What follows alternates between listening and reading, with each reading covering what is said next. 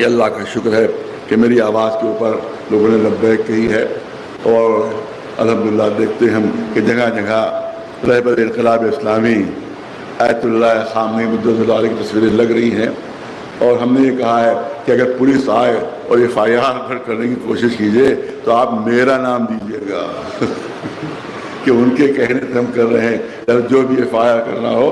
اور یہ صرف UP اور لکھنؤ کے لیے نہیں ہے بلکہ پورے ہندوستان کے لیے میں نے کہا ہے۔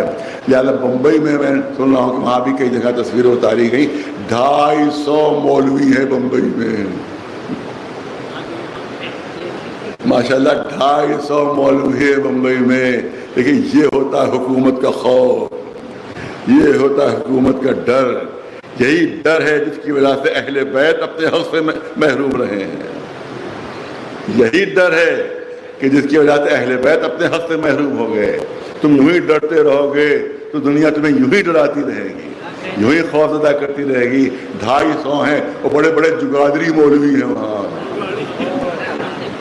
لیکن کسی کی ہمت نہیں ہو رہی ہے کہ ایک لفظ بھی کہہ سکے، اور ایک لفظ بھی احتجاج میں کہہ سکے۔ یوں ہی ڈرتے رہو گے تو یوں ہی تمہیں ڈرایا جائے گا۔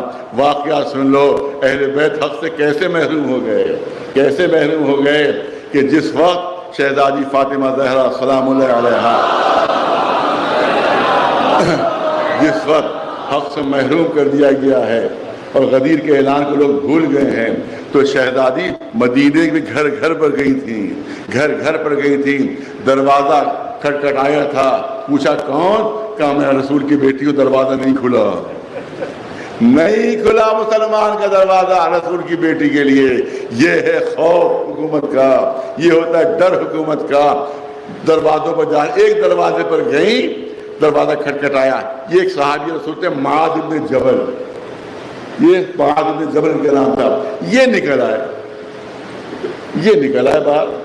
کہا کہ شہزادی آپ کیسے تشریف لے آئیں، آپ کیسے زحمت کی آتے ہیں؟ کہا صرف ایک کام آپ سے لینا چاہتی ہوں، جا کے بھرے ہوئے دربار میں غدیر کی محفل کی گواہی دے دیجیے کہ غدیر میں میرے شوہر کے لیے رسول نے اعلان کیا تھا کہ یہ ولی ہیں، یہ مولا ہیں۔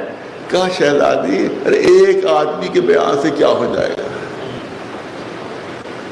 دیکھیں آج بھی یہی کہا جاتا ہے یہ جملہ، جب بھی کسی مولوی کے پاس پہنچیے تو یہی معاذ بن جبل کا جواب دیتا ہے وہ، ارے ایک مولوی سے کیا ہو جائے گا؟ جو سارے مولوی خاموش ہیں، جب سارے مولوی خاموش ہیں تو ہم اکیلے سے کیا ہو جائے گا؟ یہی جواب آج بھی ملتا ہے جو 1400 سال پہلے شہزادی کو جواب دیا گیا۔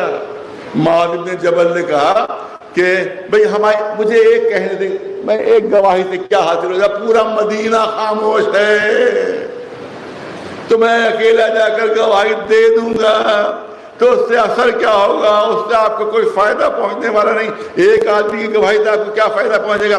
شہزادی نے فرمایا کہ تو نے غدیر کی محفل کی گواہی سے انکار کیا ہے، جب تک زندہ رہوں گی تجھ سے بات نہیں کروں گی، جب تک زندہ رہوں گی تجھ سے بات نہیں کروں گے۔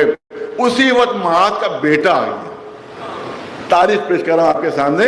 معاذ کا بیٹا آ گیا اور دیکھا کہ دروازے کے اوپر شہزادی ہے اور میرا باپ ہے، اور اس کے بعد شہزادی کو جاتے ہوئے دیکھا کہ وہ واپس چلی گئی۔